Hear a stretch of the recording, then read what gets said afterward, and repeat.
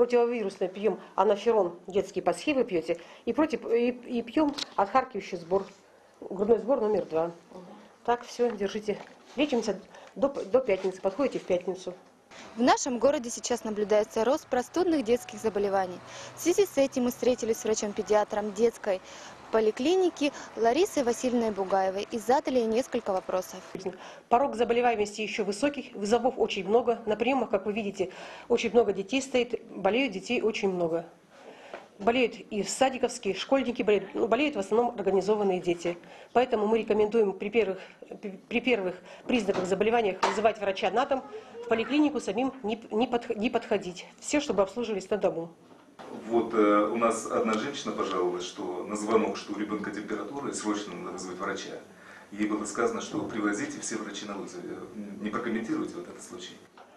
Врачи, если так сказали в регистратуре, что у врачей действительно вызовов очень много, идет по 40 вызовов.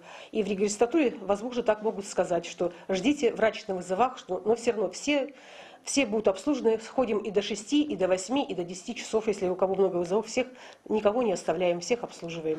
А что вы порекомендуете для профилактики ребенка? Для профилактики это в первую очередь это изоляция, не быть ни с кем в контакте, проветривание помещения, витамин С, аскорбиновая кислота, чтобы обильное питье, чай с медом, с лимоном и сразу, конечно, противовирусные препараты: орбидол, анаферон, тамофлю. Где в районе города пик наблюдается заболеваемости?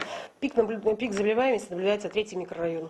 Вот по 3-му микрорайону я работаю, еще декларировалась по 3-му, болеет больше 3-й микрорайон. Или то, что там у нас и 2 сада, школы, поэтому у нас болеет как-то больше 3-й микрорайон. Тоже 2 недели вот это держится пик заболеваемости в 3-м микрорайоне. Что при первых признаках заболеваемости делайте вызов врача, находитесь дома, не ходите ни на какие мероприятия, массовые мероприятия, чтобы не посещали, чтобы не собирались в школах, ну, они там массовые это все. И принимайте сразу противовирусные препараты. Вы сказали противовирусные, вы имеете в виду грипп, заболеваемость, а другая инфекция? У нас ну, как не грипп идет, парагриппы идут. Потому что грипп, если можно поставить, это когда у нас идет высев, идет такая.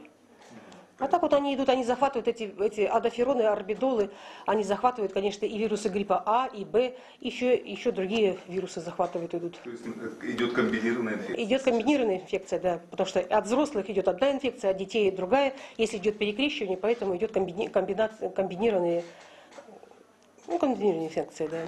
Но горло еще красное. Да? Горло еще красное. Но она и кашляет еще. Заболеваемость еще. Только на температуре вот 4 суток. Молодец. Вот это? Да. Дыхание хорошее уже, только немножко горлышко красноватое. Горлышко еще подлечите.